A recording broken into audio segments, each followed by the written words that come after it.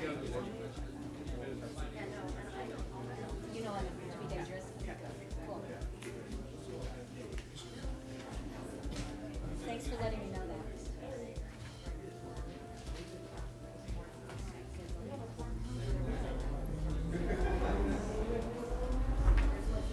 What up, Courtney? What's up? Still alive? Right. Yeah, I was like, you got the cap on. I got a banana. I couldn't wait. Good evening. Good evening, Mr. Great, thanks. Perfect timing. Thank you so much. Always. And apparently everything is going to work. We now have most of the actually. Oh, no, I was like, I'm walking in it's like 5:59. I was in the car. Kevin?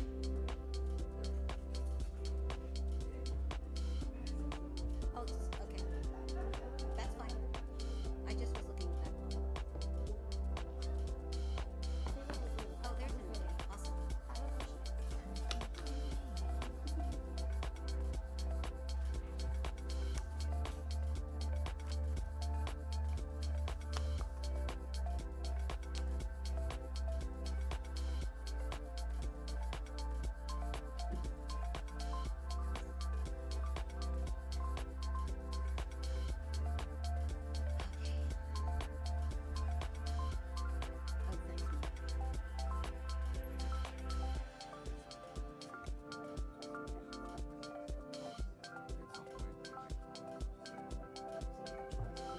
you. I meant you're going to be able to.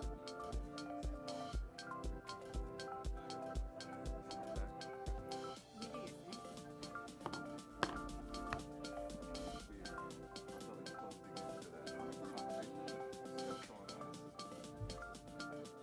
So that's your office?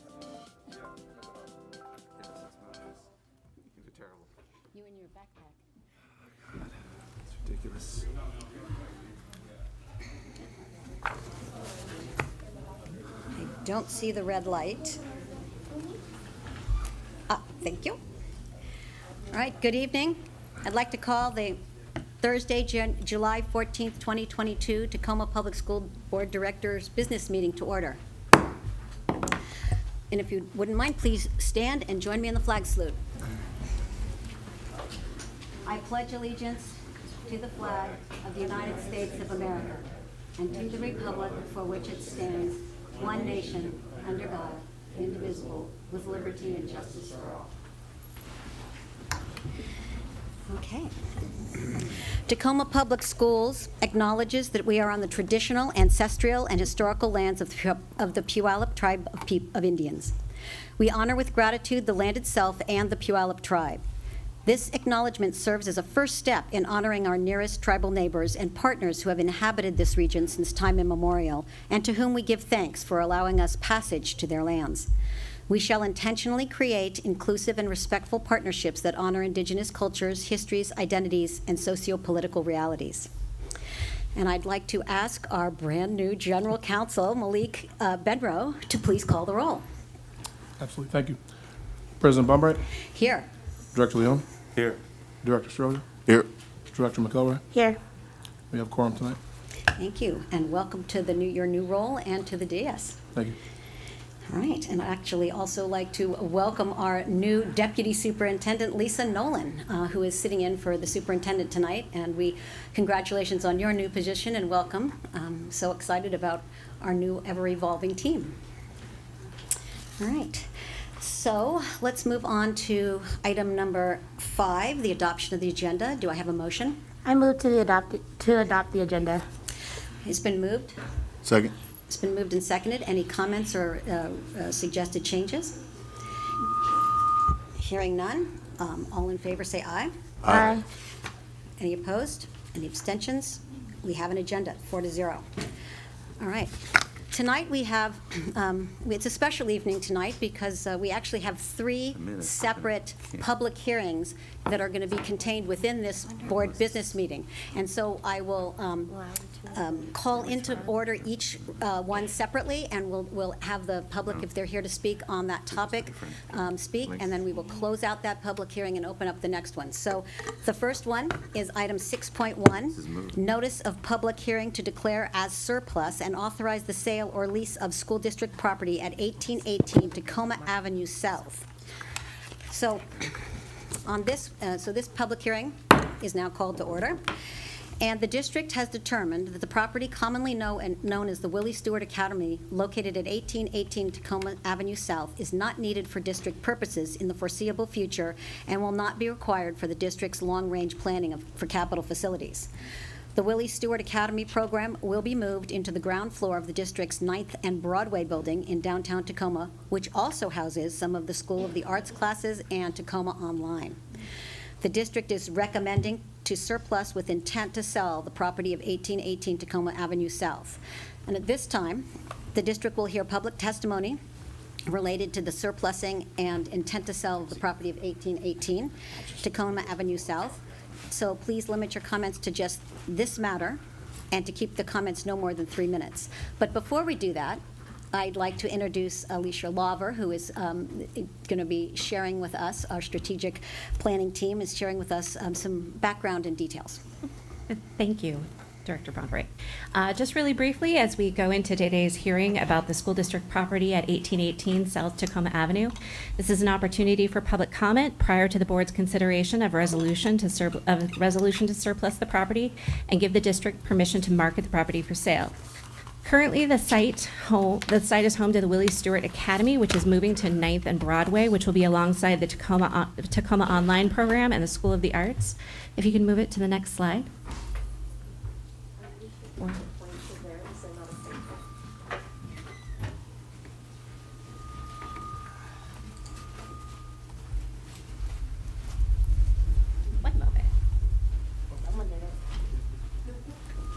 Thank you.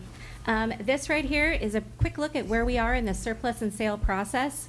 If the resolution is approved tonight, we would move to appraise the property and begin marketing it for sale. And that process would not close until, of course, students are moved into their new location in early 2023. So this is where we're at now to decide any public hearing, of course, and then later the resolution to declare the property surplus. So thank you. Okay, thank you, Alicia. So now I'll call to see if we have any public member who would like to make a comment on the 1818 South Tacoma Boulevard property. I'll ask to see if there's anyone speaking on the Willie Stewart Academy property. One more time from the general public, if anyone out there would like to speak on the surplusing of 1818 Tacoma Avenue South. All right, hearing none, this particular public hearing on this topic is hereby closed. And we will move on.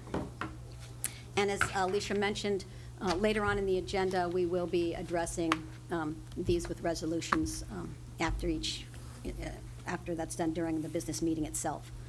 All right, moving on to 6.2, which is our second public hearing that's in this board meeting tonight.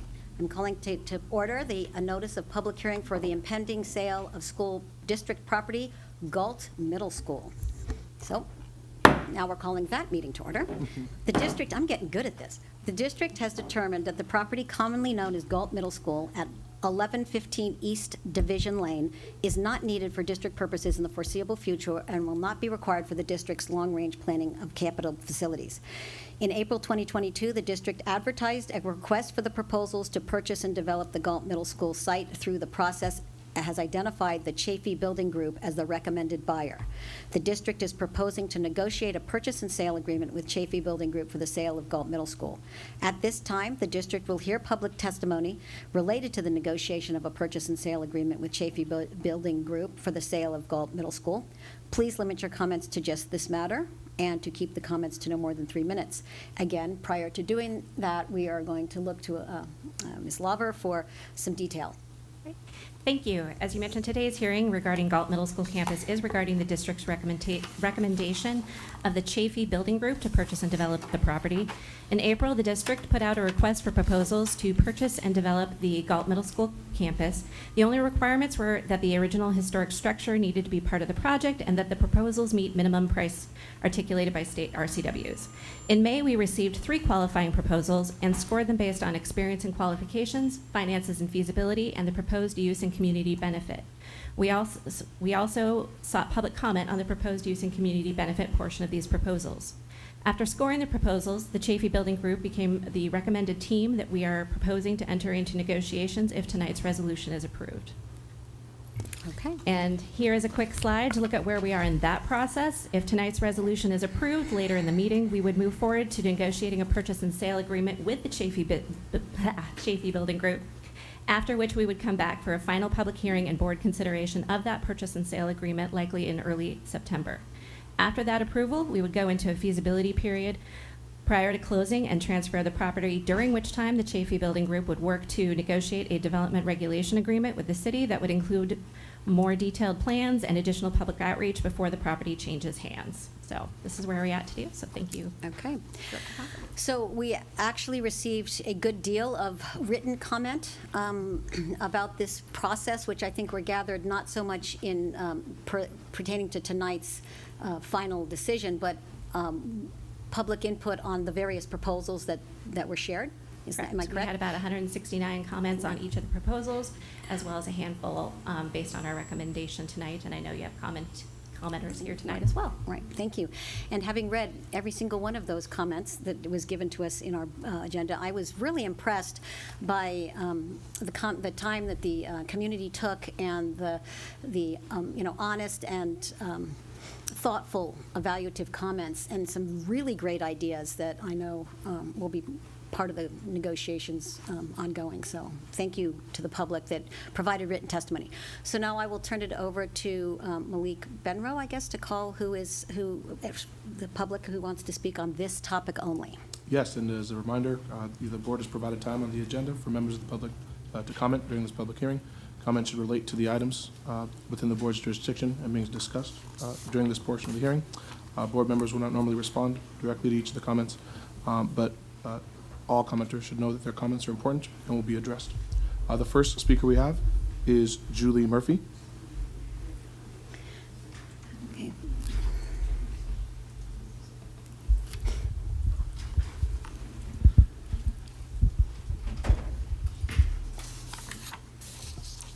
Hi. You actually have my comments already too, but just to reiterate, we have gone to more than a dozen meetings on the different proposals and the different ideas that have been presented. We absolutely believe that the Chafee Group is the best way to go. Looking at the 3 options, they're the one that can take over the actual property quickly and secure what has been an unsecured menace in our community. And I'm just going to keep it brief because we have a lot of people. Sorry. Thank you very much for coming and sharing your thoughts. Appreciate it. Our next speaker is Catherine Ushka. Deputy Mayor Ushka. Deputy Mayor Catherine Ushka. Well, good evening. I'm afraid I couldn't hear your guidelines, so if I mess them up, just please interrupt me. I am Deputy Mayor of the City of Tacoma, Catherine Ushka. I also represent District 4, but I've also lived in the 4th District for the last 20 years nearby Galt Middle School. In fact, it occurred to me as I walked in here today that the first time I came here to talk about Galt Middle School was several superintendents ago, probably in 2008 when they were first talking about closure of the building. So I have a silly long history with this building. I'm here tonight to acknowledge some of the great work and support and the recommended group of the Chafee Group for the Galt property. I really need to commend and acknowledge Alicia Lauber, who doesn't know I'm going to do this, for her great work and willingness to partner and lean in and do things a little bit differently. This goes back to the kickoff meetings where we invited developers to look at the project and ideas before there was even an RFP. That's something that we haven't done in the city of Tacoma, and I think it might be laying the groundwork for ways to develop property for public good in new and better ways. So thank you, Alicia, that means a lot. She also worked really hard to make sure that there was good community input, and my community, it has strong feelings about this property and about most things. And navigating that was challenging and important, and she stayed on top of it, and I appreciate that. I think that you went above and beyond to make sure that that happened well. As soon as I say that, there's somebody who wasn't heard, and if you send her an email, she will read it and make sure the board gets it.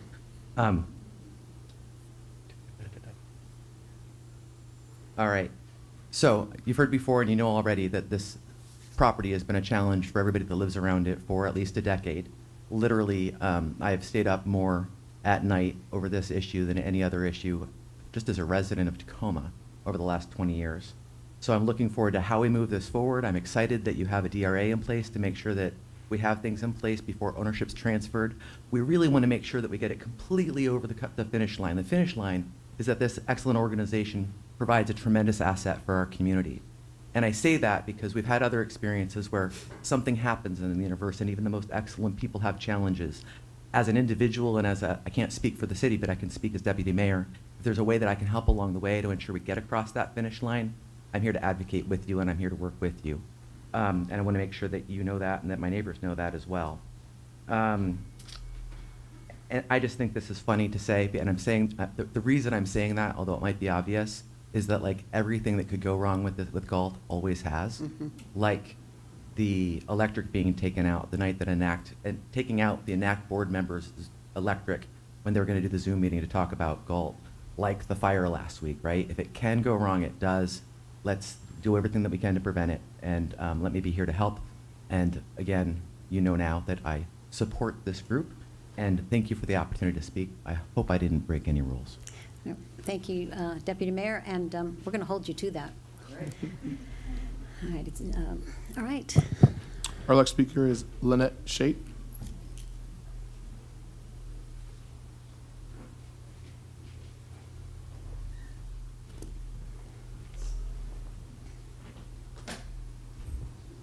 Good evening. Can you hear me? Yep, good evening. All right. My name is Lynette Scheidt, and I, believe it or not, have lived on the east side my entire life, all 29 years. So, actually, no, we purchased our house in 1973. I have a lot at stake here on the east side.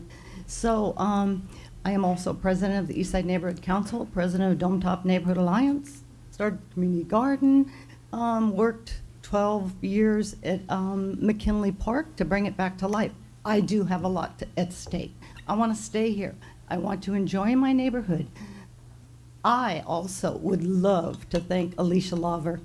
I know she spent many nights not sleeping, and I don't know if her injury is because of stress, but hey, you're amazing, lady. So anyway, we have put up with so much criminal activity. We're going to lose our view. We realize that, but sometimes you got to do a trade-off. We love our neighborhood, and we deserve more than what we've put up with for the last almost 14 years. And I speak for myself, my neighbors, my children. I have many of my family members that live in the neighborhood. They're all very anxious. I know it's going to be a long process, but again, what Catherine said, hoping we cross the finish line. So we all need to help each other, get them through this process.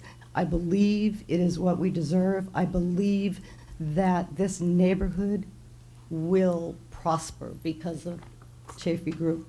So thank you so much for listening. Thank you for coming this evening. Our next speaker is Mary Young.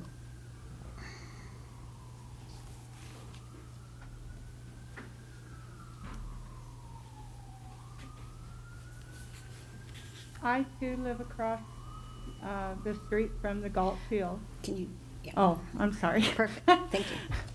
I too live across the street from the Galt Field, and I realize just how much it is needed for something to be done with that property, because it has been horrible for years. The crime and everything happening with the building. But my concern is that the traffic and the roads get addressed in all of this, because we're not set up for it right now, and I hope that it's addressed in whatever negotiations you have going on here, because it's a real concern. Parking you know, that needs to be addressed in anything that is built there. You know, anyway, that is my main concern. And I appreciate all the hard work that has been done on this and everything. Thank you very much for coming. Our next speaker is Anna Lake.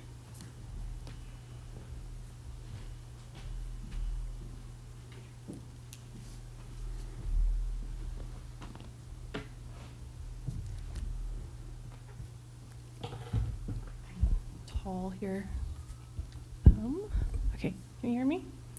Okay. My name is Anna Leek, and I live across the street from Galt Field and the building on East Harrison. My husband and I, we have lived here since April 2016 and have seen a broad range of activities, and the deputy mayor's comments about staying awake at night is pretty on point for everything. We are constantly trying to figure out what that noise was, who was where, and if our neighbor's okay. I know where all of my neighbors' security cameras are, and then like 2-block radius from everybody sharing that weird noise that happened at 3 a.m. or something else going on. But I wrote this up so I wouldn't ramble. We support the Chafee Building Group's proposal because it meets several specific needs of our neighborhood.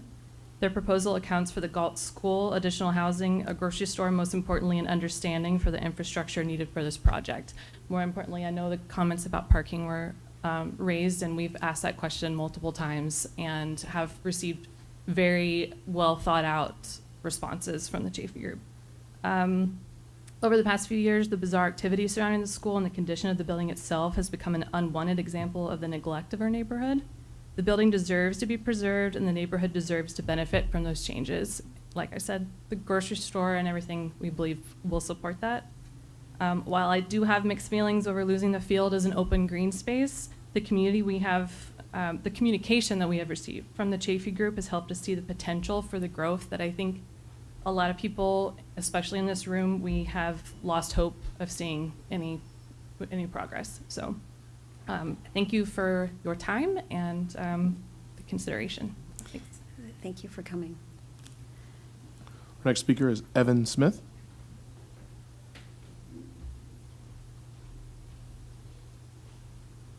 Hello, members of the board. My name is Evan Smith. I do policy and government relations with the Tacoma-Pierce County Health Department. So thank you to Tacoma Public Schools for the opportunity to weigh in throughout this process. We at the Health Department know that access to safe, stable, and healthy housing is one of the strongest indicators of positive health outcomes. And we appreciate you all prioritizing housing in this process. Additionally, we want to celebrate and call out the inclusion of critical services in this proposal, including food access via a grocery store, because we know that these are essential for this community to thrive. What we also know is that East Tacoma, specifically the McKinley neighborhood, is an area that deserves inclusive economic development that takes place with the community. So when we look at the City of Tacoma's Equity Index, we know that folks are living in poverty in this neighborhood at nearly double the rate of the city overall. The median income of this neighborhood is $25,000 lower than the median income of the county. Additionally, UC Berkeley's Urban Displacement Project has determined that McKinley neighborhood is experiencing extremely high housing instability and identifies it as having one of the highest eviction risk rates in the country. So we must also consider the health impacts of what it means when we bring in hundreds of market rate units into a neighborhood that's already experiencing high rates of low-income displacement, because we know that there are health impacts. When kids in poverty move multiple times, we know that results in cognitive delays leading to lower academic rates, also higher rates of depression, and the development of adverse socio-emotional conditions. So understanding this, we asked Tacoma Public Schools and the development team to explore all possible partnerships and opportunity for the inclusion of deeply affordable housing units in any development on this site. And we're heartened that the development team is open to these partnerships, as they mentioned even yesterday on the webinar. So let's do all we can to make this a reality. This is a unique opportunity to dedicate surplus public land to help those who are most impacted by housing instability in our community. As we know, land is so hard to come by for these efforts, so let's take this moment and let's take this opportunity to work together, and you can count on the health department to be there with you all. Thank you. Thank you, Evan. And we're also writing that down, so we will be back in touch. Our last speaker request comes from Kelly Lawrence.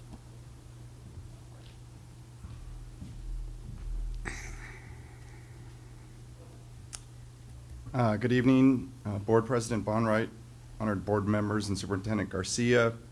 My name is Kelly Lawrence, and I'm the CEO and President of Chafee Building Group. I'm also joined tonight by other members of our development team, including Grace Pleasance with the Heritage Collection, Heather Hargesheimer with Third Place Design Co-op, and Robert Toms with the Navigation Group. Before I get started, I want to join the Alicia Lover Love Fest. As you know, we expressed interest in the property prior to the RFP, and frankly was a bit reluctant. RFPs can go a lot of different directions, and there's certain complexities and sometimes politicalization, et cetera. But I have to say that Alicia and the TPS staff have just done an absolutely superb job of navigating the process, communication. I think the community outreach and the participation in the neighborhood groups were fantastic, which were not only great, I think, just in terms of the process, but also for us as one of the candidates to just better understand and hear directly, as we have again tonight, by a very activated community. And so, great job, kudos to you, and I think it's been as good as could be expected process. Thank you for the time tonight and for your consideration as we look to the next stage of this very interesting opportunity to reconsider the Galt Middle School and the surrounding property in a matter that not only reestablishes the architecturally significant Galt building, but is also an ambitious plan and transformative in nature for the McKinley Hill neighborhood. We stand before you as a group that is extremely excited by the opportunity that the Galt property presents, the elements and issues represents, and as a group that is uniquely skilled to tackle the multifaceted and complex elements and issues that will arise in a mixed-use urban infill project that also includes what we see as an adaptive reuse of this historical property. And we are also a group that is locally connected, civically minded, and financially capable. We know that you all have been trying to find a partner dedicated to serving our community, and we are confident our proposal to provide critical housing and amenities in a historically underserved neighborhood and rehab and restore the school back to being a treasured asset for the surrounding community. Our intent and preliminary concept and site plan have been fairly well vetted by now, so I won't go into those details, although we're available to comment or respond to any questions. But at this point, I will simply restate our sincere interest in the property, the opportunity, and that we stand ready to move forward as expeditiously as possible, and that we are anxious to begin the transformation and community renewal without delay. And we thank you for considering our proposal to create the next life of Galt, a future of families, amenities, and experiences the McKinley neighborhood has sought for many years. The time has come. Thank you. Thank you. So is that the last one for this one? I'll just ask one more time in case somebody might have come in late. Is there anyone else from the public who wants to speak on this issue of the Galt sale, property sale? Got a hand up over here. Do you want to fill out a card quickly and just so we have just so we have the information. Here it is. Great, and actually, I'm going to also, board members, after we hear from this last individual, if there's questions you have of the Chafee Group or of any of the public on this, because it's a hearing specifically on this topic. I know we're very well informed, so maybe not, but. All right, cool. Lucas Netta. All right, looks like our last speaker will be Lucas Netta. Nolta, Lucas Nolta. Lucas Knowlton, okay. No apology needed. People have messed up my name for years. I'd like to speak today in favor of the Chafee Building Group as a neighbor of the Galt property.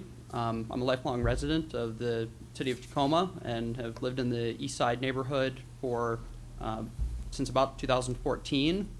In that time, I've seen the Galt property gradually deteriorate and become the genuine public nuisance that it is today. The property isn't just derelict, it genuinely interferes with the ability of members of the neighborhood to enjoy the peace and quietude that they deserve in their own homes. I'm eager to see any effort that will swiftly remediate this public nuisance, and I'd like to make sure that as part of the negotiations that plans are put in place to swiftly and quickly remediate the property to make sure that it's secured and that it's no longer actively interfering with the enjoyment that the neighbors have in their own homes. Thank you. Thank you. Thank you for coming. So, actually, on behalf of the school board and the district itself, I want to thank all of the members that live in the neighborhood that came out tonight to speak and that spent time writing us and attending all the different various hearings. As you all know, this has been a long process and good intent on so many levels. We've been almost there several times, and as Deputy Mayor Ushka alluded to, just seems like something has slipped away. Well, not this time.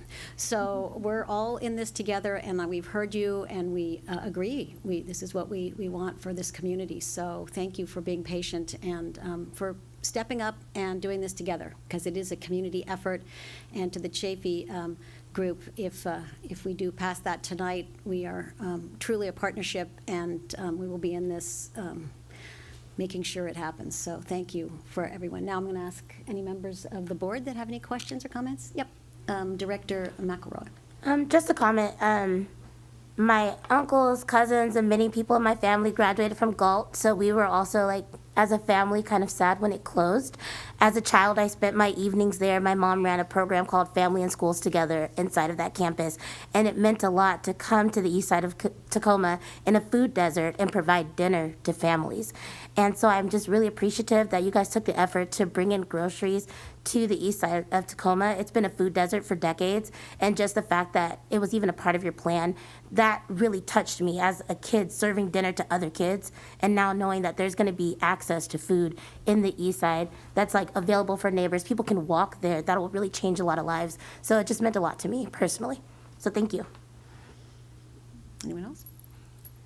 Okay. Just to, Director Leon. yeah, just to emphasize that we appreciate really the teamwork that we have here with other organizations, so the city and the health department, of course, the Chafee group. So I think it's really big projects like this can't happen with just one institution. So thank you. Yeah, thanks for pointing that out. Appreciate that. All right. Well, so we are going to call to an end this particular public hearing, and thanks to all of you who came and participated, and we are looking forward to seeing this as it develops. All right. Moving on to item 6.3, we are going to call to order our third public hearing tonight. And this one is for regarding our 2022-2023 budget. And so anyone may appear to be heard, appear also here to ask questions or to be heard, but we're going to start. We're going to start with a presentation from our Chief Financial Officer. Thank you. Rosalind Medina. Thank you. Good evening. Thanks for the opportunity to be here. Just as a note, all of the items regarding our proposed 22-23 budget are located on our district website. Under the budget tab, you'll be able to find them. So you can access this information. We have a great video recorded by our Director of Budget, Kristen Bell. And please go out and enjoy those, amazing resources for you. Tonight's hearing is really meant to do two things. We have an information session where we want to make sure that you understand how we're aligning our budget to our strategic plan. And we have a legal obligation to share with you what it is that we're putting into our budget. So this is why we have a hearing this evening. And I will be presenting to you our preliminary expenditure authority for each of our funds, as well as the 4-year required view of our budget. As a side note for our community members following along at home, our board has helped us develop some guiding principles. These are the tenets with which we are building our budget every year. We do a 2-year budget cycle, so this is our off year of the budget cycle. We follow the legislature in their budget development, and in their big year is our big year, and in their small year is our small year. So this year was a small year. We made some minor policy shifts and minor adjustments, but there was no significant adjustment. If you look at our trend of the strategic initiatives that we have invested in over the last several years, you'll see in 22-23, 2 of these have had more significant shifts than others. The academic excellence has declined, and the operations has increased. I know that initially that seems like somewhat of a jarring response to what's happening to our strategic initiatives and how we're investing, but really this is primarily related to how we've accounted for ESSER dollars and the fact that we will be getting new federal revenue for our nutrition services as opposed to utilizing levy resources. And so nutrition as well as maintenance, custodial, security, and administration show up in that operations lens. And that is what we're accounting for in those resources. To share with you how our finances work, we have a number of different checkbooks, and each of these checkbooks is called a fund in governmental accounting. The funds that we use for our everyday operations are the general fund. We have a debt service fund, which helps to pay off all our principal and interest, similar to a mortgage, on all of the debt that we have issued to pay for capital bonds or things like that. And then Associated Student Body Fund is the fund that is utilized by our students for field trips, booster clubs, and a variety of activities. A transportation vehicle fund is the fund that we use for buying our buses. We have a trust fund where we're holding money in trust for others. A lot of those are scholarship funds or things of that nature. And then finally, our capital and technology levy. Those are the levy resources that our voters have approved for the district. Each one of these is its own individual checkbook. We cannot typically utilize resources from one to help another. There is a transfer mechanism in some circumstances with very specific expectations or rules around them, but typically speaking, they're each their own fund. So to talk a little bit more about our general fund, and you'll see the little tag up in the right-hand corner to help give you a clue of which fund we're talking about. Here are the revenues that we're proposing for the 22-23 year. They're up about $17.5 million from our last year at $571.5 million roughly. Our expenditures will be planned out at $598.5 million. That's $11 million more than our expenditures were planned for the 21-22 year. And that means that our fund balance, which is the difference between our revenues and our expenditures, is $27 million. That's our savings account. We draw resources from the excess resources that we had from the current year. We want to make sure that we're reinvesting those dollars back into our budget for the next year so that we're not saving resources off to the side for no reason. We want to ensure that we're investing in the kids that are in the system right now. And so we'll be drawing down our fund balance to continue on with our current programming in the way that it has been. And that's actually utilizing fewer dollars than we had planned to use in the 21-22 year as well. So just a side note on fund balance, as I indicated, it's somewhat of a savings account for the future. 5% of our planned revenues needs to be set aside in our fund balance to save for a rainy day. That's what the policy is that is set by our board. And so we will make sure that we have those resources available and that that's not including those $27 million that we plan to spend on next year's budget. Typically, those resources are used for things like emergencies, ensuring that we have a strong bond rating, which is like our credit report for the district, other extraordinary events, and to make sure that we have enough cash in the bank to cover any of our fluctuations because revenues do not come in like a paycheck. It's actually quite sparse. We have a couple of big months and a lot of small months. So we want to make sure we have resources in the bank to cover those fluctuations.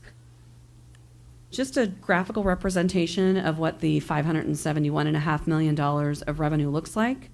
Predominantly, it will come from the state. About 68% will come from our state resources, 13.5%, and the yellow is our levy.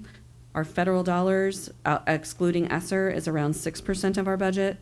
ESSER represents 10% of the budget next year. And then the local tax, local non-tax and other revenues, which are very small resources, will be around a little less than 3%.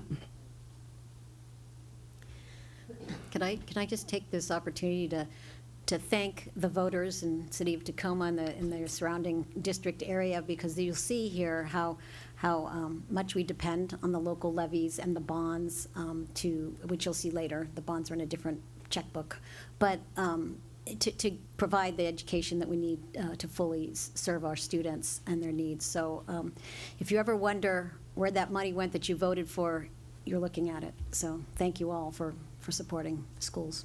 That's an excellent point. Thank you so much. When we look at our expenditures that are planned for the next year, certificated salaries are our teachers, counselors, nurses, anyone who holds a certificate through the state for our services. And then we have benefits and payroll taxes, which is a lump of all the resources that are used to help support our certificated and classified, and then you see our classified group.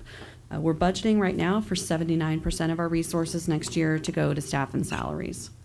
That's actually a little less than we would typically budget, but again, we have these ESSER dollars, and so that skews the number a little bit because we're putting the ESSER dollars primarily into contracts and supplies and materials as opposed to buying people, which we won't have these ESSER funds forever. We don't want to create a funding cliff for ourselves, and so we aren't putting as much into staffing in the ESSER funds. So that's what skews this just slightly. Under contractual services, about 11, that yellow box, about 11.8% of our budget will go into those services, and 8.6% of our budget will be utilized for supplies and materials. And then those two tiny little boxes, they're very hard to see. It's blue and green off to the right. They make up less than 0.5% of our budget. That's travel and large equipment. Still working on the general fund here. We have a 4-year budget look. Yep, that's what it is. 4-year budget look. We're required by the state to submit this.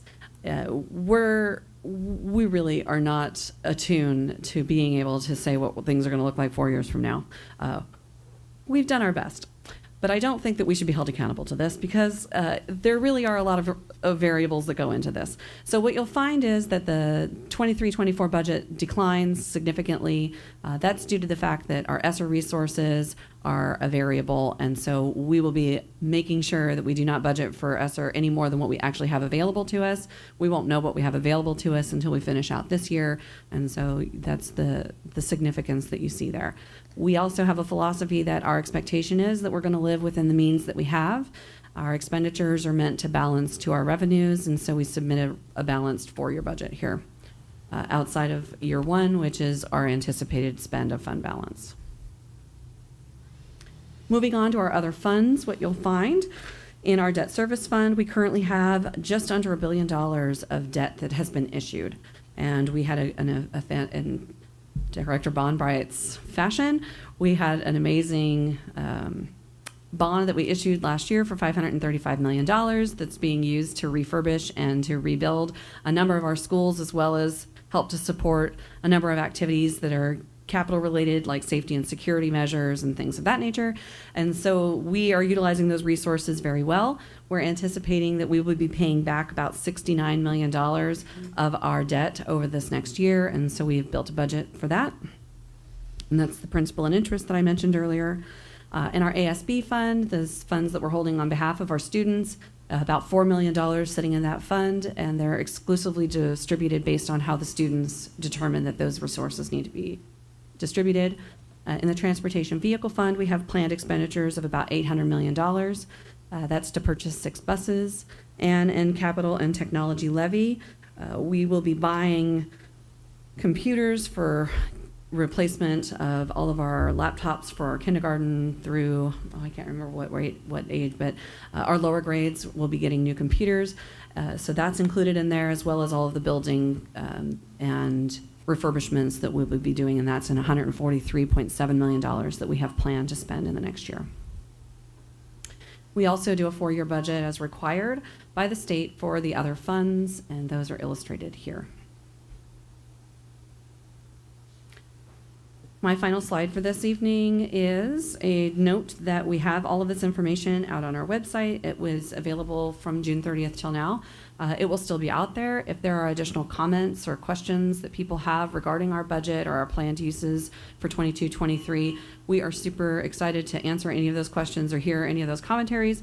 You can reach me at cfo@tacoma.k12.wa.us, and I would be happy for any kind of communication on that. And then lastly, we will be bringing this back for final review on August 11th and approval by the board. Okay, thank you. So before we open it up for public hearing, I'm wondering, do any of the board members have any comments or questions on the budget? Okay. I do. Oh, okay. Director Leon? You mentioned the term the funding cliff. Just seems like that term is used. So when you hire folks and you don't have funding long-term for those positions, then they would lose their job after a certain number of years. So I understand the reason why we may not want to hire a lot of folks in places where we don't have funding for long-term. But part of part of the goal for the ESSER funds were to help us through this very tough time that we're in. And this will come up a little bit later because we're doing some other topics on approving healthcare support, temporary healthcare support coming up. So I wonder where the kind of calculus is as we determine the mental health trauma, the physical trauma, emotional support that the kids need. Maybe on the short term, do they need it all the time? Yes, but maybe right now it's more than normal. And is it worth us considering, those positions, hiring folks for those positions? Maybe they come from a temporary organization, outsourced, or maybe they come from within. So I think it's just something for all of us to think about. I don't have a question in there. It's just something that I've been thinking about. We'll maybe talk about it when we come up to those topics later. Okay. All right. So now I'm going to open it up for public comment. Do we have anyone who has filled out a card and wants to speak tonight? Anyone? No one who's filled out a card, President Okay. Blumberg. Does anyone want to speak tonight that hasn't filled out a card and would like to come up and speak on the budget? All right. I don't hear any. All right. Well, thank you. So that will be, as I said, we're going to be, as Rosalind said, we're going to take up this resolution at next month's board meeting. So if you do have questions, you can send them to CFO@tacomapublicschools.org. Or whatever, tacoma.wad.k12. Anyway, it's out there, whatever. Tacoma.k12.wad.us. There you go. Thank you. There you go. CFO, and she can answer those questions. So we will close out this third public hearing. All right. And now we are blissfully back into the regular business meeting. And moving on to item number 7, recognition of staff, students, and community. We're going to start with 7.1, and I'm going to turn this over to our general counsel to explain civic observances, why we have them, what they are, and then what are the ones for July. Absolutely, yeah. RCW 28A.150.050 is the common school code provision that requires that all the state legal holidays set forth in the state rulebooks be recognized as school holidays. School can't be taught on these days. The observance we have for the month of July is July 4th, Independence Day. And that's the only one we have for this month. Okay. Okay, thanks. So one of the things to note, and this is a good example, is because we now as a procedure take up civic observances on the first board meeting of every month. Sometimes we're halfway through the month before we get that, so we've already passed July 1st, but it's still, so we do all of July at that one meeting. So just for future reference, if we comment on an observance after the fact, it's only because of timing of our board meetings. All right, hopefully that will clear up that confusion if anyone has any. All right, so the next item, okay, now we're getting into some really exciting pieces that we've been looking forward to and had to put off from earlier meetings. So we have two very, very important recognitions to make to a couple of very successful and impressive athletes in our schools. So I will say 7.2, recognition of Foss track and field athlete Rhonda Newton as a state champion. The Assistant Superintendent of K-12 Support, on behalf of the Director of Athletics and Activities, recommends that the Board of Directors recognize Henry Foss High School track and field athlete Rhonda Newton as the 2A girls 200-meter dash state champion for the 2021-22 season. I'd like to invite Katie Havens to come up, Coach Katie Havens, to tell us a little bit more about this athlete.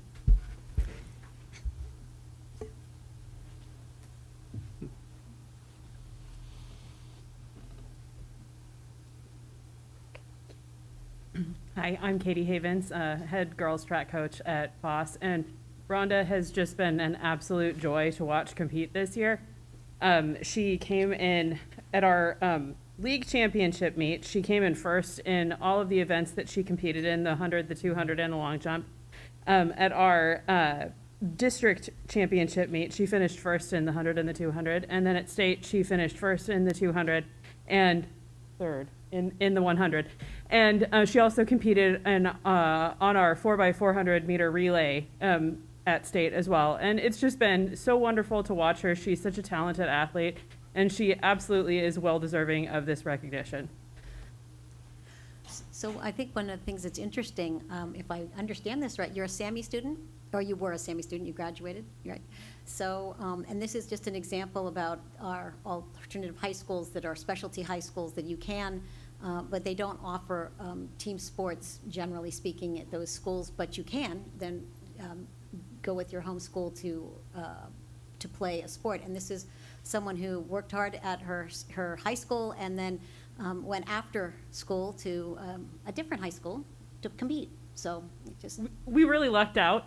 Yeah. Yeah, we're very glad that Rhonda was in our zone. And, you know, she's just been, like I said, just a joy to watch, and also such a great example for our younger athletes. So Rhonda, do you want to come on up?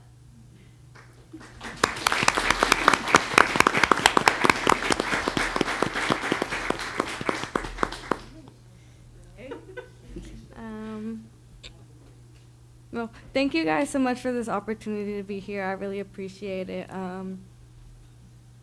Like all 4 years, well, except for like when COVID happened, I had done track at Foss, and I really loved being there and like building the relationships with the other athletes as well. And I really liked, because I did relays with them all 4 years, so it's like I really loved like just building those relationships and now having those friends for like on to college, and I know some of them. Sorry, I don't know really what to say. I'm actually doing track right now. I do club track, and now I'm going on to Junior Olympics in a couple weeks. Well, in like 2 weeks. Wow. In Sacramento. Wow.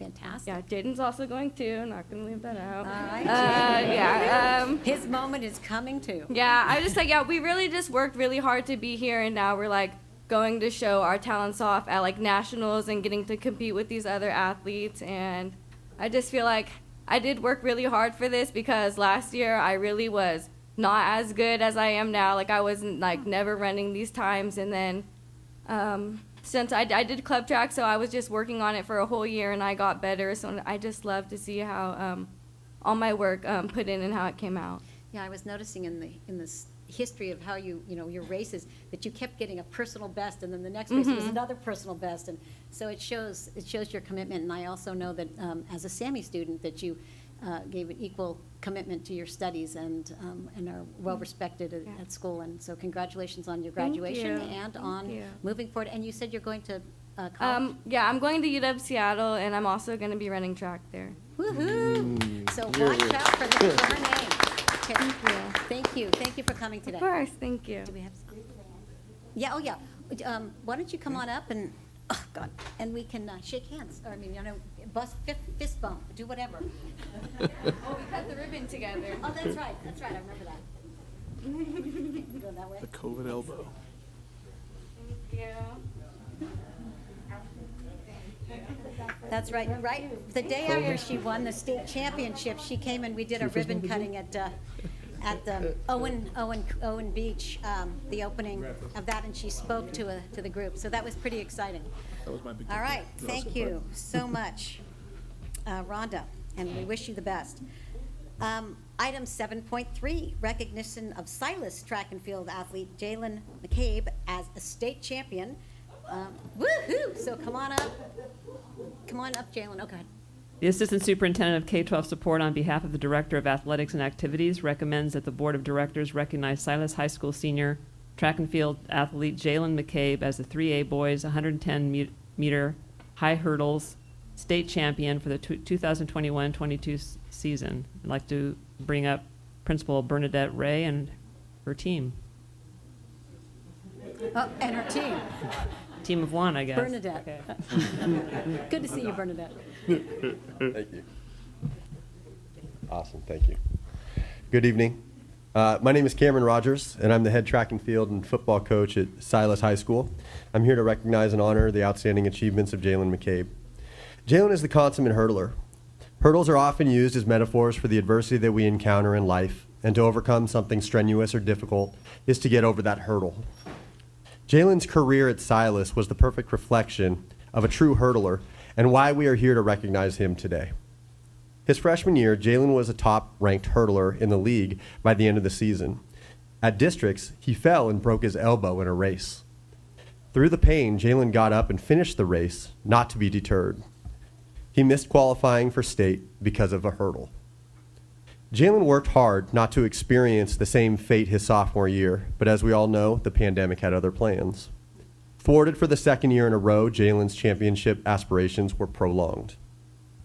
As a junior, Jalen was able to compete, but only in a modified postseason as the WIAA canceled all district and state level postseason competitions. However, Jalen claimed a championship as the PCL 110-meter high hurdle champion with one of the state's fastest times, and he surely would have ranked high amongst junior qualifiers at the state level. In his senior year, Jalen competed in the worst weathered spring season on record for the last 3 decades. For track and field, weather definitely plays a factor, but not for Jalen. Jalen diligently never lost sight of his goal, a championship. During his senior campaign to be a 3A 110-meter high hurdle champion, Jalen also ended up running personal record times throughout the season, every single week. One of those times, a 13:96, ended up becoming Tacoma's all-time fastest hurdle time. Wow. His season culminated at the WIA state championships at Mount Alma Stadium, where he won his 110-meter high hurdle preliminary race with ease. In the championship, he blew away the competition, running a 14:24, and became a state champion by more than a half a second, which is a lot. So it is befitting for us to be here today to honor a hurdler who has exemplified what it means to overcome adversity and be refined by it, and do it with humility and class. Jalen McCabe.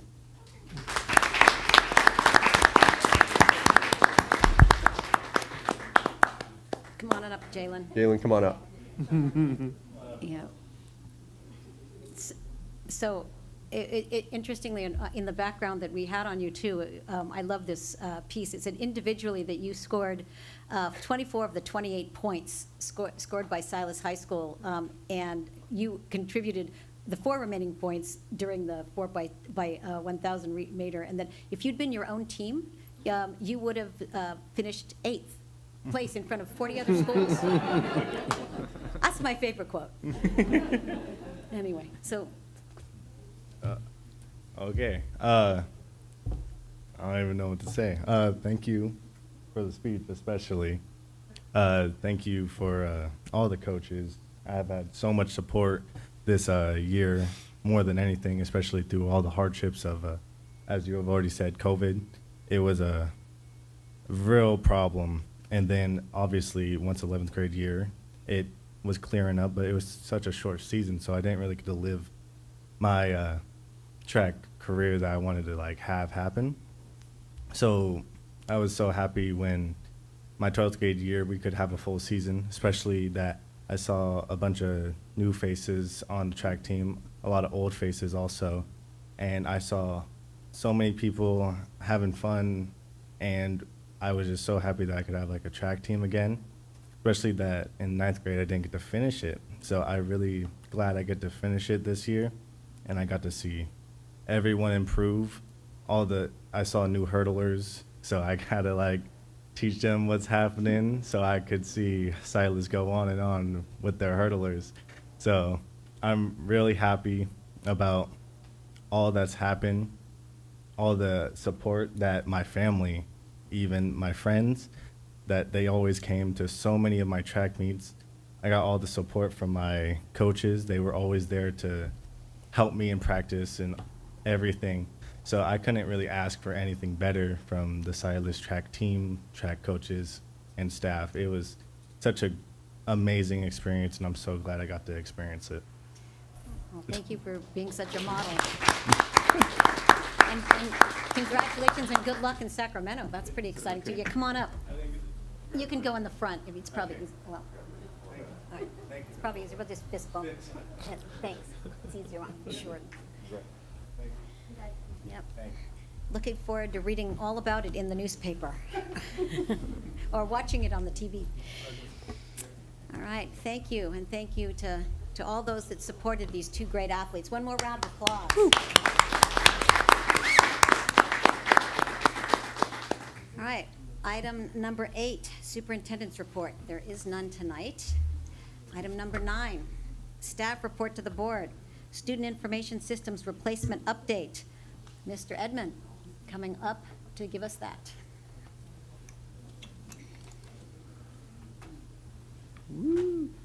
Thank you. We are excited. This has been a big project. I'm actually going to turn this over to one of our area experts, and Erica Flatham, but there's been a team behind this. Probably one of the coolest pieces is when we got to actually see vendors coming. They could really only be here during the day. It was late spring. It was hot. And we had folks from all different schools at all different levels and multiple roles. Student information system is a huge tool for us in the district. Everybody touches it, right? All the students' information's in there. Parents check in there. Teachers are in there doing everything from attendance and grades.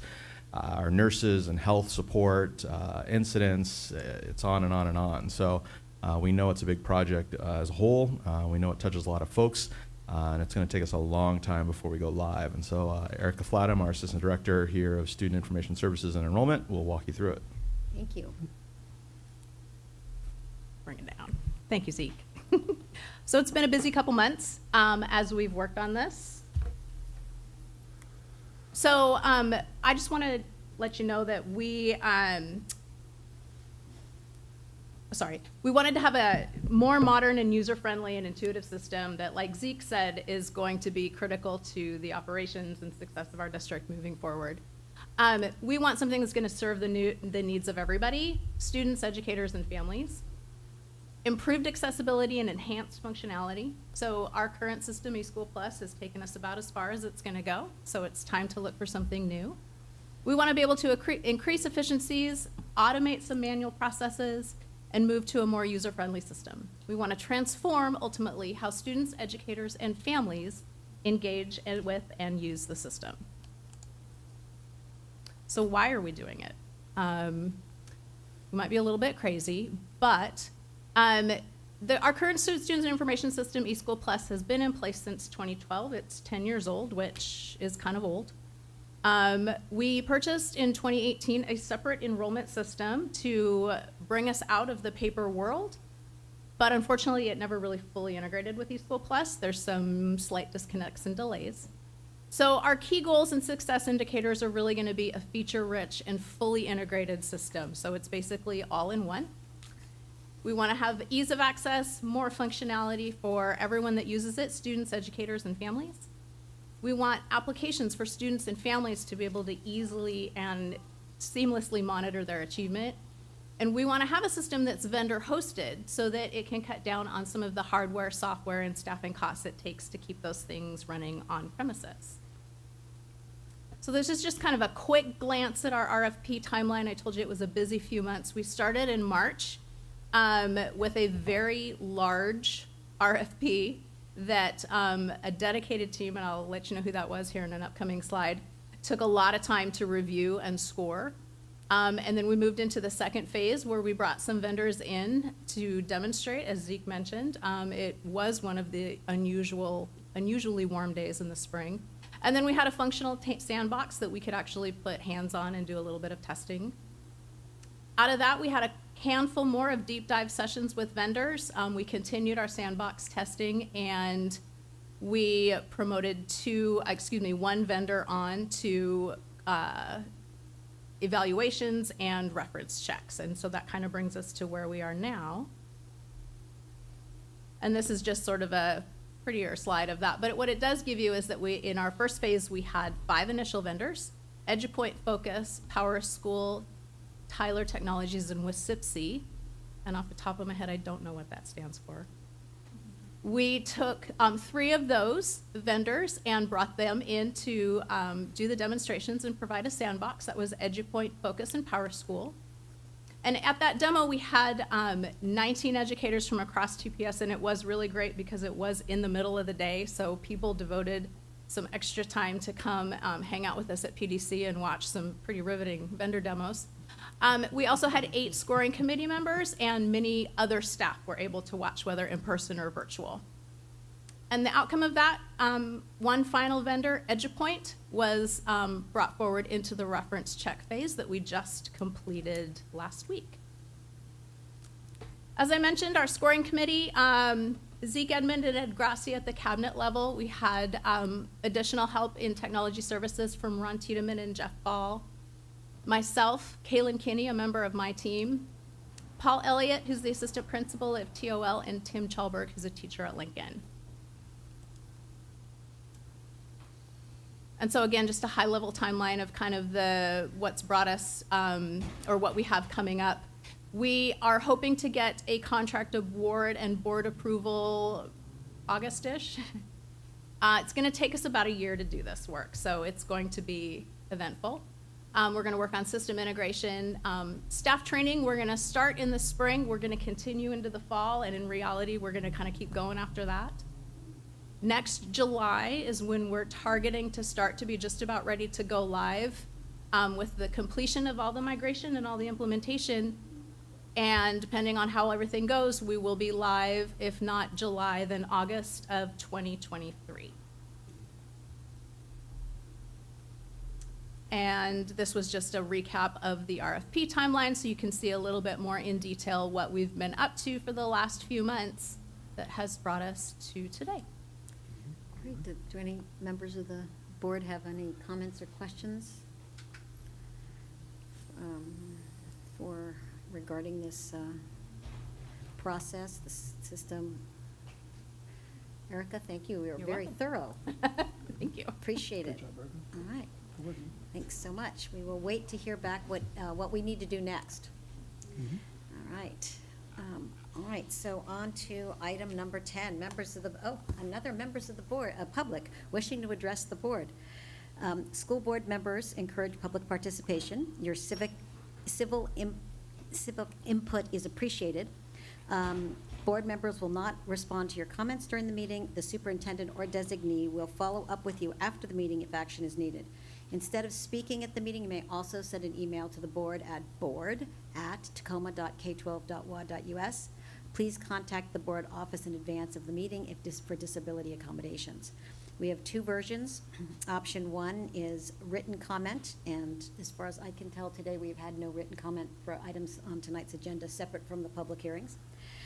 The other version is a verbal comment, and have we had anyone write in for that? Okay. So it sounds like I'll just ask, in case anyone has come in and hasn't actually made the request official, is anyone here from the public wanting to make comment at tonight's board business meeting? Okay, hearing none. We will move on. Item 11, the consent agenda. Can I have a motion? I move to adopt. Second. It's been moved and seconded. Anyone have any comments or questions or about anything on the agenda for the consent agenda? Okay. Let me Hearing- just, one second, just consent agenda, I want to make sure. It's all the things in item 11. 11, right, okay, gotcha. All right, hearing none. All those in favor say aye. Aye. Any opposed? Any abstentions? Passes 4-0. All right, policy matters, item 12, none this evening. Financial report is item 13, and as you heard, we do our finances quarterly, and we are planning in August when we also will then adopt the budget, but we'll also get our quarterly update. So in the meantime, you can always find statements at the district website at https://www.tacomaschools.org/departments/business and finance. Okay, moving on to item 14, curriculum and instruction.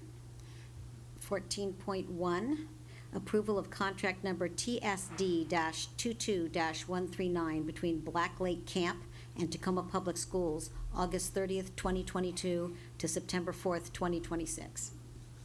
The Assistant Superintendent of K-12 Support, on behalf of the Executive Director of Secondary Education, recommends that the Board of Directors approve contract number TSD 22-139 between Black Lake Camp and Tacoma Public Schools for the all-school retreat for Soda Sammy and Idea from August 29th, 2022 through September 3rd, 2026. Funding source is Soda Sammy and Idea.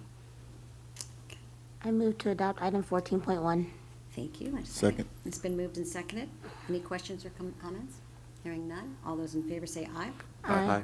Any opposed? Any abstentions? Passes 4-0. Thank you. Item 14.2, thank you, Tony. Approval to adopt and purchase K-5 Inquire Ed Journeys curriculum materials for the 2022-2023 to 2024-2025 school years. The Assistant Superintendent of Teaching and Learning recommends that the Board of Directors approve the adoption, purchase, and delivery of K-5 Inquiry Ed Journeys curricular materials before the opening of the 2022-23 school year in the amount of $630,008.16, including tax and shipping, with the option to extend for additional years as needed to meet the district's needs, funding source, curriculum instruction, basic ed funds. I move to adopt item 14.2. It's been moved. A second. Okay, it's been moved and seconded. Anyone have any questions or concerns? Hearing none, all those in favor say aye. Aye. Any opposed? Any abstentions? Passes 4-0. Thank you, Zeke. Moving on to 15, business matters. 15.1, approval of contract TSD-21-018, addendum number 2, between Maxim Healthcare and Tacoma Public Schools for the 2021 to 2022 school year. The Deputy Superintendent, on behalf of the Director of Student Services, recommends that the Board of Directors approve contract number TSD 21018, addendum number 2, between Maxim Healthcare and Tacoma Public Schools for the 2021-2022 school year. Funding source student services. I move to adopt item 15.1. I'll second. It's been moved and seconded. Any comments or questions on this item? Question. Isn't the school year over? Yes, the PO was for a lesser amount, and as we enter into ESY extended school year, we have made the determination due to a decline in public schools in ESY that we need to contract for services. Thank you. Appreciate that. All right. I got a question too. Okay. So I think this leads as part of my comments earlier around just how we are doing with thinking forward and managing our staffing around our health personnel.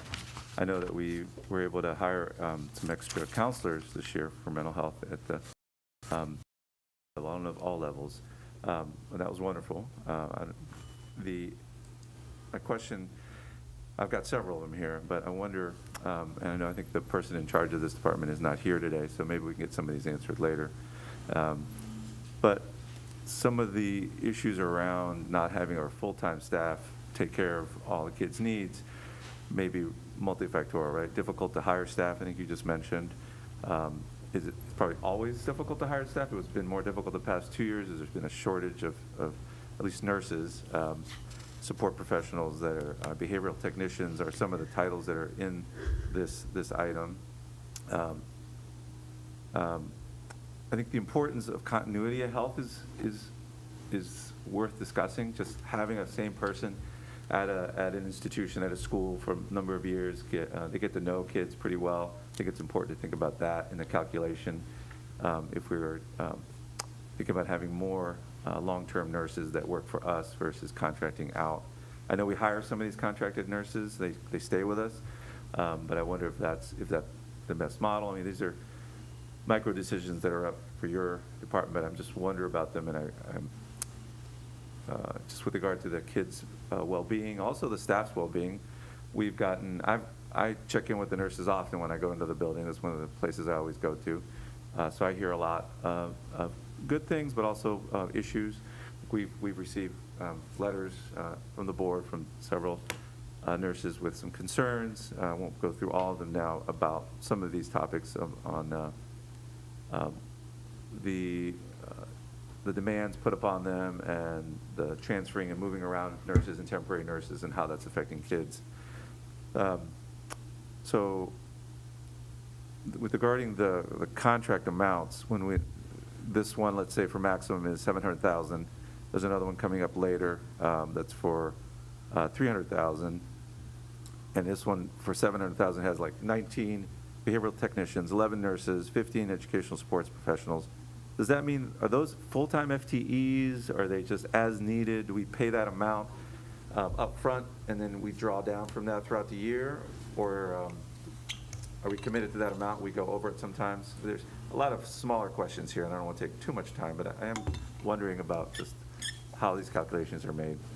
Yeah, first and foremost, there is serious alignment with the continuity of services that you were describing earlier, and that is an absolute priority when it comes to hiring, and an initiative that we take very seriously for hiring staff who support students so directly and in such an important arena. You addressed many of the issues. There's simply not enough people to fill those roles. But again, the first priority is to get a person in the role who is an employee of Tacoma Public Schools for that continuity as described earlier.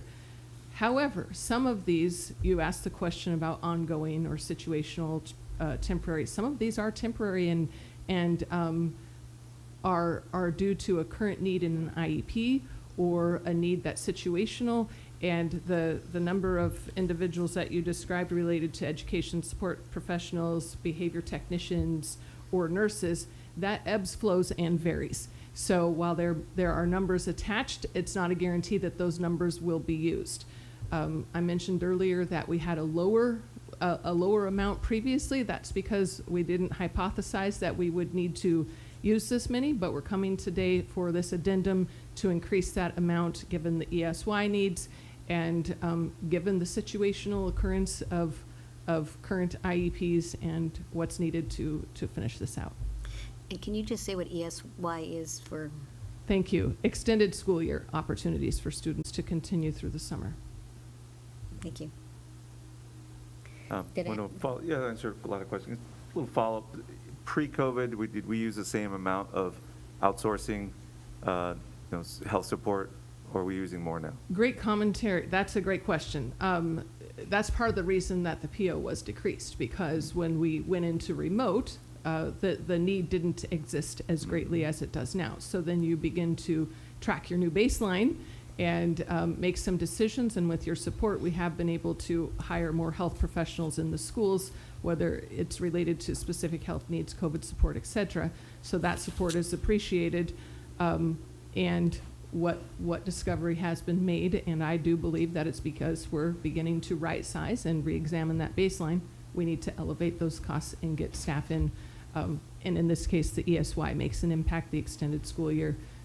We have needs that need to be supported for our students in the summer. And so this ends, this addendum that we're passing would end at August 31st? Yes. Yeah. So it's just a backfill for the summer? Yeah. Okay. All right, any other? No, that's it Good. for me. All right, all those in favor, say aye. Aye. Any opposed? Any abstentions? Great, passes 4-0. 15.3, approval of contract number TSD-22-160 between Solient Health LLC and Tacoma Public School from September 1st, 2022 to August 31st, 2023. We skipped 15.2, Kaio.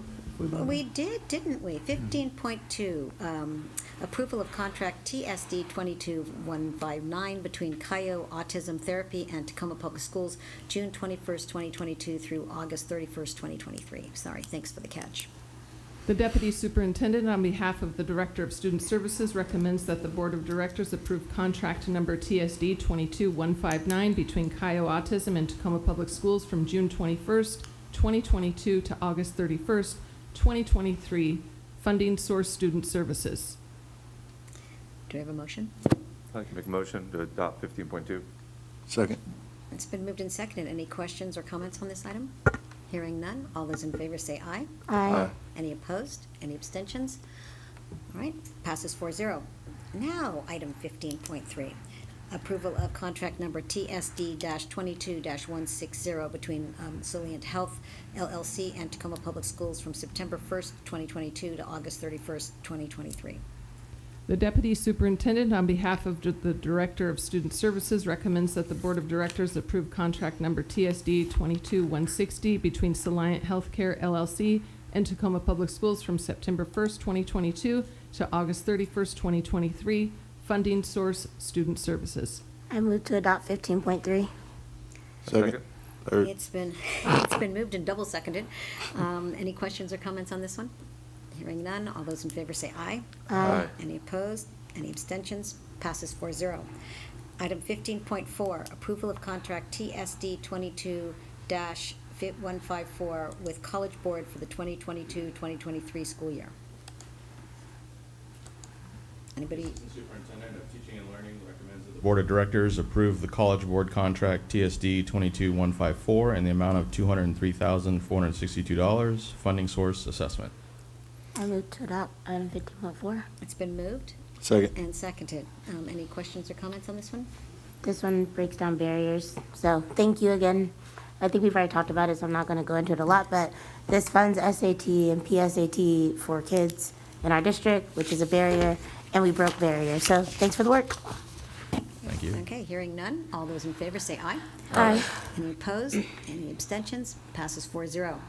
15.6, approval of guaranteed maximum price, the 15.5. GMP amendment with, am I doing the right? 0.5. 5. Oh, shoot. I'm telling you, I'm really ready to move on tonight. All right, 15.5, approval of Meadow Sweet Farms' recent changes to the yearly value of the overall contract. Yes, Meadow Sweet provides milk for the district. The overall increase will not have an impact on our students and community, so meals will continue to be free next year. The Chief Operating Officer recommends that the Board of Directors approve the increased yearly value of the overall contract for the 22-23 school year. Do you have a motion? I move to adopt item 15.5. And do we have a second? Second? Moved and seconded. Any questions or comments? Pretty straightforward. Oh, that Well, one? a kind of question. Is this a change in the price that they want to charge us because of costs that they're Yes. incurring to a price we agreed upon earlier? Yes, their overall costs have increased due to many of our other products Yeah. due to inflation. So they're passing on to the customer. But we've expected this to happen. We're seeing this trend everywhere. Yeah, we've made similar kinds of addendums to contracts throughout this year as, So at one point, I mean, so a contract's made on a price at a certain time, and we're supposed to abide by that. And we can be fair and try to give them, if everyone came to us with extended costs for large amounts throughout all of our operations, that would be hard for us to continue to approve all the way down. Agreed. But also we're dealing with supply chain issues. So Yeah. if we still have a good working relation with the vendor and they're looking for an increase, it can be extremely difficult to find Okay. an opportunity to replace them in this market. There you go. So if we didn't do this, we may not have any milk at all from anyone or any Yeah. food. Okay. We will find a way anyway. Okay. all right. All right, thank you. All right, so all those in favor? Aye. Any opposed? Any abstentions? Passes 4-0. 15.6, approval of the guaranteed maximum price, GMP, amendment with Neely Construction Company for 9th and Broadway ground floor tenant improvement projects. Yes, Willie Stewart Academy will be relocating to the ground floor on this agenda item. The Chief Operating Officer recommends that the Board of Directors approve the guaranteed maximum price amendment, which states the cost for the 9th and Broadway ground floor tenant improvements project and authorize the superintendent or designee to sign said agreement in the amount of $4,496,560 excluding sales tax. I move to adopt item 15.6. Second. It's been moved and seconded. Any comments or questions on this item? I'm excited to tour it when you get it done. Yeah, all right, and we're making good use of the space and lots of sharing between schools at this place. Yes. Thank you for the creative architecture too, to make sure everybody has their own space. Appreciate that. Okay, all those in favor say aye. Aye. Any opposed? Any abstentions? Hearing none, passes 4-0. Item 15.7, approval to contract with Sanska USA Building Inc. for the pre-construction design build services for Bryant Montessori K-8 school replacement. Oh, yeah. The Chief Operating Officer recommends that the Board of Directors approve the agreement which states the pre-construction services for Bryant Montessori K-8 school replacement project and authorize the superintendent or designee to sign said agreement in the amount of $2,600,731 excluding sales tax. I move to adopt item 15.7. A second? Okay, so, and the funding stream for that is the capital projects bond. Correct. So thank you again, the public, for the new rebuild of Bryant Montessori. It's going to be exciting. Anyone have any questions or comments on this one? It's nice to see it progressing along into the design build phase. All those in favor say aye. Aye. Any opposed? Any abstentions? Passes 4-0. Thank you very much. Okay, next one, 16, other business. And here we are, the adoption of the resolution number 2109 to surplus with intent to sell school district property at 1818 Tacoma Avenue South. This is the topic we discussed earlier in a special hearing. Do I have a motion to? He didn't read it yet. Oh, sorry. Go for it. Just to restate what we've previously said, currently Willie Stewart Academy is located on this site. They're going to be relocating to 9th and Broadway. We have no intent for this site anymore. The Chief Operating Officer recommends that the Board of Directors adopt resolution number 2109 to surplus with intent to sell the property at 1818 Tacoma Avenue South. I move to adopt item 16.1. Thank you. Second. Okay, it's been moved and seconded. Any comments or questions on this one? All right, General Counsel. Yes, this will Would be a you- roll call This is vote. a resolution, so we want to call the roll. Yes. President Bombright, Aye. Director Leon, Aye. Director Strozer, Aye. Director McElroy. Aye. Resolution passes 4-0. All right, thank you. All right, item number 16.2, adoption of resolution number 2112 to authorize the negotiation of a purchase and sale agreement for Galt Middle School. The Chief Operating Officer recommends that the Board of Directors adopt resolution number 2112 to authorize the negotiation of a purchase and sale agreement for Galton Middle School. Do you have a motion? I'd like to make a motion to adopt. Second. It's been moved and seconded. Any comments or questions? This is- Question. Uh-huh. Do you think this is the right decision for the district? Absolutely. I think since I've been here 5 years, we've made multiple attempts to sell the property. Unfortunately, we haven't had any success. I know this has haunted the district for at least 12 or 13 years, and now we're presenting with a pretty good opportunity to make it into a reality. So I think this is the best decision the district can do to help develop and bring something additional to that community. He's got my vote.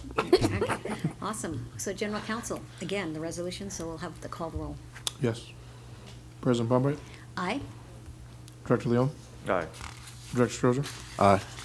Director McElroy. Aye. All right. So it passes 4-0. All right. Thank you so much, Chris and the team, for all the hard work. Item 16.3. Now, this is the election of our legislative representative, so our board member colleague that's going to represent us both with the legislature, with the federal government, and with WASDA. So this is a 2-year cycle, and Vice President Lisa Keating has been serving in this role for the past 2 years, and every 2 years, in an even-numbered year, we elect a person to take this on for a 2-year commitment. So, having said that, I will read policy number 1220, which says, a legislative representative shall serve as the board's liaison with the Washington State School Directors Association Legislative Assembly.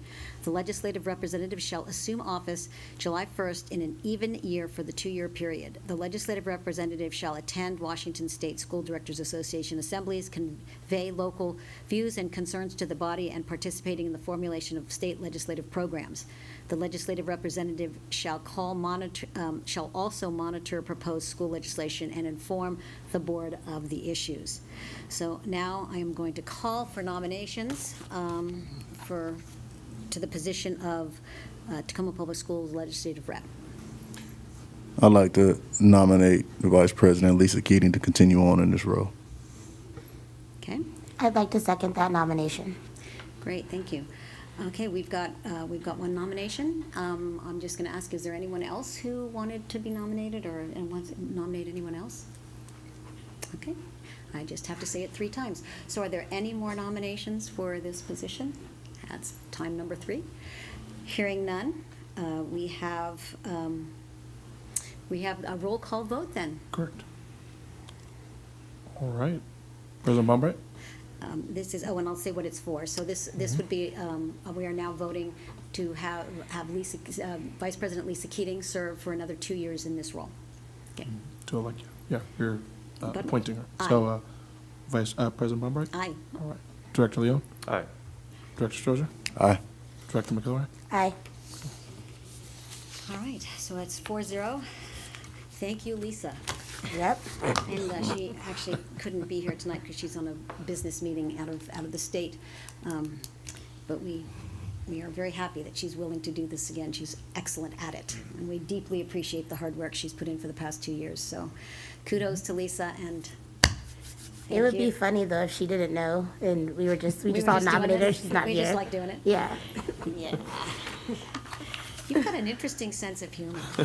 Anyway, so, okay, now we're coming to the end of the agenda, and the next item is where we talk about our committee reports, item number 17, committee comments and reports. Director Strozier, did you want to go first, or you've got some stuff to share? Yeah, I mean, yeah, so I don't know if a lot of folks know, but at least the people up here and who watch these meetings often know that I'm a part of a National Fellowship of School Board Directors with an organization called School Board Partners. I spent the 10th, the 11th, and the 12th in Denver, Colorado. I don't know if anybody here has ever been to Denver. I ain't gonna talk bad about Denver, but nobody told me about altitude sickness, and I fell victim to that a little bit. But our summer convening with School Board Partners focused on leading with courage, competence, and impact. We started each day with a wellness session with two amazing artists, husband and wife, Dom and Jimenel. And they focused on empowering us to expand in moments where we feel like shrinking, which was crazy exercise, but such a powerful practice.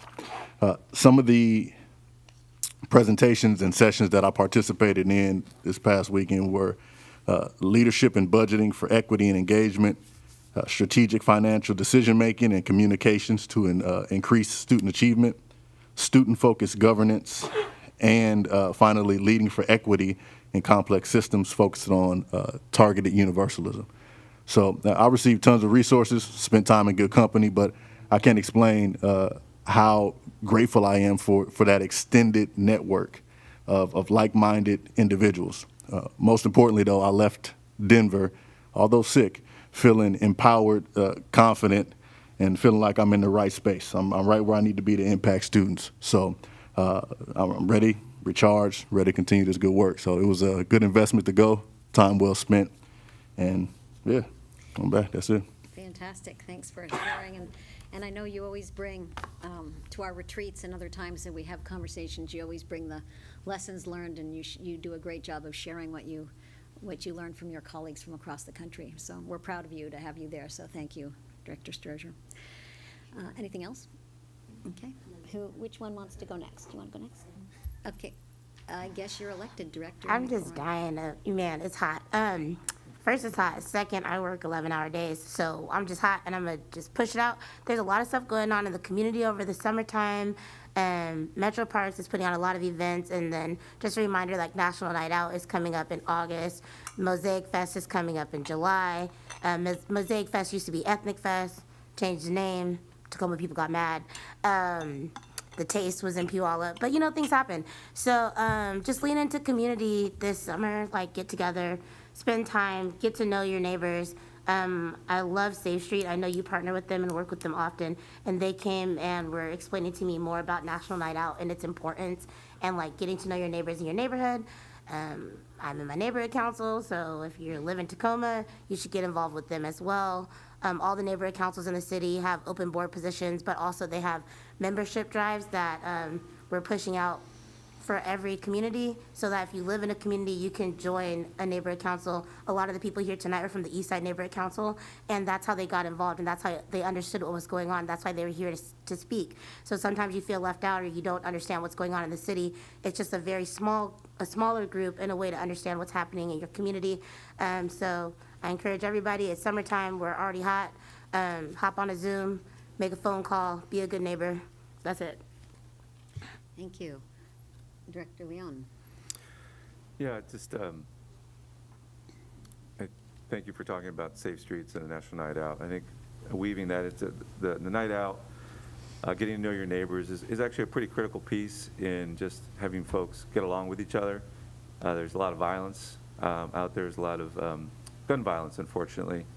And we just lost another student to gun violence recently, and our heart goes out to that student and their family, of course. But I think it's something that's an epidemic. I know it is. We have physicians around and healthcare workers around the country know it's a terrible epidemic we have in this country. So whatever you can do to keep your firearms safe, please lock them and keep them in a safe. That's what you're supposed to do with them, so they don't get in the hands of someone that could hurt themselves or other people. So I'd just like to remind everybody about that. And on a lighter note, Stadium just finished a wrestling camp. Coach Clarkson, the head coach, put on this with some parents and coaches. Not an easy feat to put on a camp for middle schoolers and little kids, to have all these 50-some kids wrestling in the gym with older high school kids helping teach, and some recent stars that have gone from Tacoma schools and gone on to be national champions came back to help. So thank you for that group for doing that. Okay, well, and I'll continue on the theme of safety and security. On July 8th, JMAC, Joint Municipal Action Committee, had our monthly meeting, and this topic this month was health and safety, and we focused entirely on safety and security. And as a matter of fact, we as elected officials representing the 8 elected entities that make up JMAC are so committed to this and really concerned, as everyone is, that both the July meeting and the August meeting, which we actually have with the CEOs, so the superintendent will be there, the city mayor, city manager, and all the CEOs that run all of our 8 organizations also come to the quarterly meeting. So in August, they are going to come, and we're going to continue this conversation about safety and security. This was actually a really stimulating meeting. We actually had Police Chief Avery Moore come and share with us his 3-phase shared crime plan, and actually he asked we were ready to ask him a bunch of really probing questions, and he asked us what we could do to help, because he had learned a lot about Tacoma being here a short period of time, and realized that this really happens with community, with people stepping up and helping. So I think he was a little relieved to realize that it's not just the Tacoma Police's problem. It's everyone's issue, and everyone's committed to it. So we went around, and each member agency shared what their plan is, what they're doing around safety and security within their venue, what their ahas are, what their structures and strategies are, and what their concerns are. And it was really exciting and enlightening, the shared information among the group and how people were learning from each other. And I think next meeting will be exciting with the CEOs. I also attended the first meeting of the JMAC is already also doing staff work groups, where we have staff that are aligned in similar work at each of the 8 agencies, who are getting together with Hunter George, who's kind of the lead staff for JMAC. He's kind of guiding them through topic areas, et cetera. And so they had their first meeting, and they asked me and Hunter to come and kind of give them the background on JMAC. And this was the group, the Equity Peers meeting, and it's all the equity officers from each of the 8 organizations. Of course, it's always confusing because we don't have an equity officer. We have design team, and it's a little harder to pick a person. But but we do have, this group is meeting, and they're moving that JEDI agenda. They're really working to try and make sure and integrate in all the important components of being employers and being good employers around equity, but also policymakers. And so that was exciting, because these folks, many of them were meeting for the first time at this call, and it was exciting to see that they felt that their leadership, their policy leadership, was actually supporting their work, and I think they felt very heard. So that was exciting. I also represented the board with Vice President Keating at the Tacoma Pride Festival, and that was really something to behold. It was a hot day and really well attended, and exciting to see all the joy of our community in support of people being who they are, and proud of it. So that was a joy. And then today I attended WASDA started up the weekly webinars again, and they're doing really focused topics, sort of professional development topics, and this one was on the importance of the OPMA. Council Trueblood, I can hear you thinking, The OPMA, it's what you dream about at night, isn't it? Yes. But it's dear to your heart. But really, it was great educating a lot of school board members who may not really understand why it's so important to make sure that we have public opportunities to speak and to share their views and to be heard. And so the conversation was, because these are from school directors from districts all over the state. And, we take OPMA so seriously here, and we really work hard to not just meet the objectives, but go beyond. And it was interesting, some of the smaller districts, they don't understand necessarily that it come from the same place. So it was interesting. Anyway, so that was what we've been doing since the last meeting. So, and now we are at one more meeting for this school year.